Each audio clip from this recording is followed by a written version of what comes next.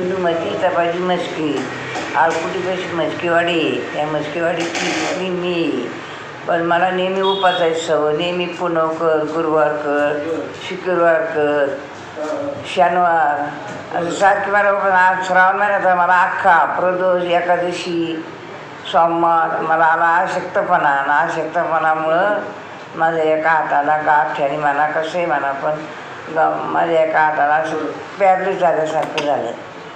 हातच वळालं सकाळच्या वेळी उठले हात धुतला गुळणा करायला गेले हात बोट तोंडात जाईन माझ्या अजिबात मिशिरीचं बॉट येत मिशीर लागलं तर मिशिरी खाली पडली. मग मुलाला म्हणलं बाबा मला नाही कसं तरी होते पण बरं मी चिमट्या घेऊन पाहिला माझा न्यास हाताला मी पटकन डॉक्टर का आले मुलांनी आणलं माझ्या डॉक्टर मी तो मुलगा आहे त्या मुलाला फोन केला त्या मुलाला लगेच गाडी घेऊन आला आणि मला डॉक्टरकडे आलं. त्या डॉक्टरनी मला इकडे पाठवलं.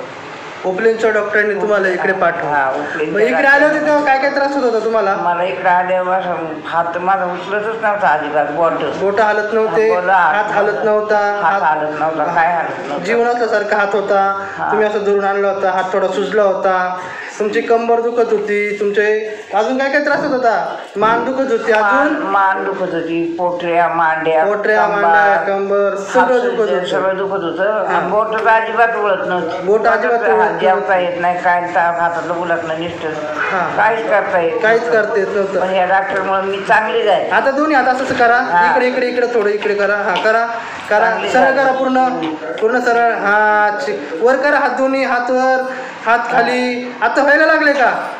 किती दिवसांपूर्वी आले होते? 10 दिवस झाले ना? 10 दिवसांपूर्वी 3 दिवस आले 3च दिवस आले 10 दिवस होऊन गेले पण 3 दिवसात 5-6 दिवस जाऊन मी परत आले. बघा आता हात वर जातोय हात खाली येतोय. आता व्यायाम वगैरे चालू करा का तुम्ही? असा व्यायाम करा बरं कसा असा व्यायाम करा असा गावाला गेल्या बसल्या झाडून काढते. अरे वा काय काम करता तुम्ही आता झाडून काढणं रकाबिकाचे कपडे अशा गड्या घालणं बेडशीट टाकणं हीच कामं करते दुसरं काय नाही. बरं आता अशक्तपणा आहे का? अशक्तपणा आता राहणारच ना. थोडा आहे. बरं तुम्ही जे उपवास धरत होते तुम्हाला किती जणांनी सांगितलं उपवास धरू नका? उपास धरू नका उपासामुळे झालंय उपास धरू नका. कोणाचं ऐकलं का? नाही ऐकलं मी नाही कोणाचं ऐकलं. मग डॉक्टर मला म्हणले करा उपास करून खाऊन पिऊन करा. बरं मग ऐकलं ना तुम्ही? ऐकलं. बरं माझं ऐकलं नसतं तर आता अजून काय त्रास झाला असता तुम्हाला? त्रास होणारच ना. मग अशक्तपणा आल्यावर आता माझा जीव नाही चालता येईन. तुम्हाला चालता येत नव्हतं धरून आणलं होतं तुमच्या मुलाने पहिल्या दिवशी धरून आणलं. तुम्हाला वाटलं होतं का पुढच्या 10-15 दिवसात तुम्ही एकदम टकाटक होणार आहे? नाही स्वप्नातही नाही पाहिलं. कस काय?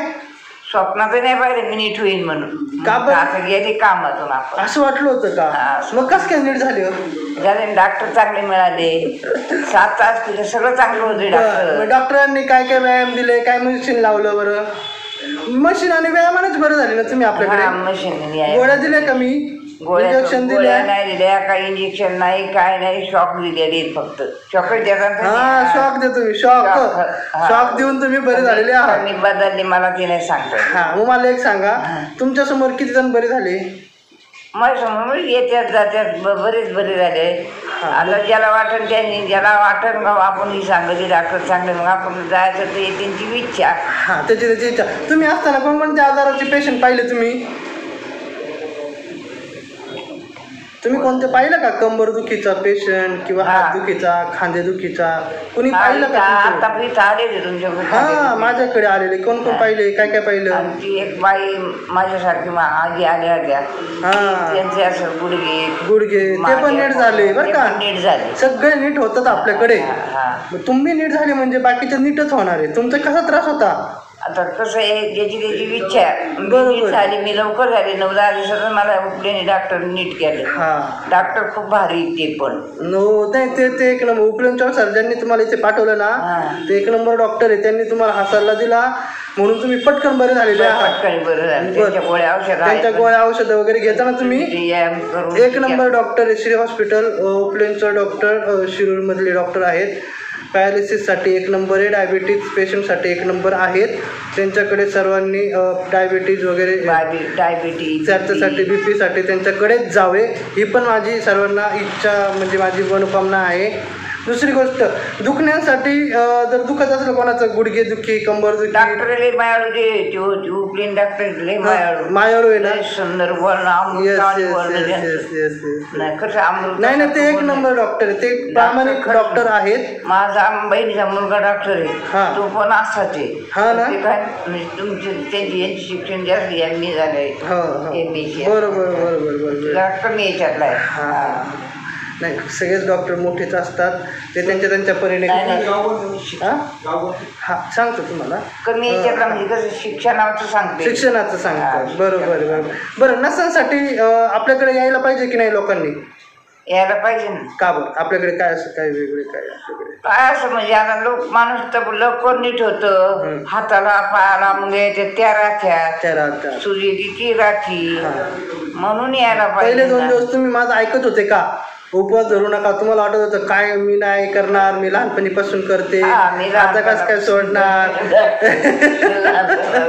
मग गोड गोड बोलून बोलून बोलून बोलून ऑपरेशनचा धाक दाखवून तुम्हाला मस्त आता ऐकायला लागले ना तुम्ही का आता परत उपवास धरणार आहे तुम्ही नाही उपास नाही करायची मग उपास राहतील पण कसं खाऊन ठेवून जर आता न खाता पिता उपवास केलं तर काय काय सांगितलंय मी तुम्हाला न खाता पिता उपवास केला तर काय करावं लागेल तुमचं मनकेचं ऑपरेशन करावं लागेल रात्री माझ्या पोरीला सांगितलं म्हणजे मला नाही करायचं ऑपरेशन येणार होती हो का रात्री मला घेऊन पण मी तुम्ही आहेत का नाही मी असतोच इथे मला फोन करायचा आदल्या दिवशी बरं आता माझं क्लिनिक आता एक पेशंट गेली होती मैत्री आलेली होती मैत झाली बरोबर मग आमच्या इथं असे म्हणजे ती माझ्या माहेरी मैत झाली तिकडे होती ती म्हणून आली होती बरं आता तुम्हाला बरं वाटतंय का आधीपेक्षा हा बरं वाटते आता तुम्हाला जे व्यायाम मी सांगणार आहे किंवा सांगते ते व्यायाम तुम्हाला करायला आवडतात का नाही मला आवडाय काय झालं आपल्याला फायदा जिथं फायदा आहे तिथं आवडाय काय झालं म्हणजे इथे लोकांचा फायदा आहे असं वाटतंय की तुम्हाला थोडं हाच फायदा म्हणता येईल चालते धन्यवाद असाच विश्वास राहू दे आजी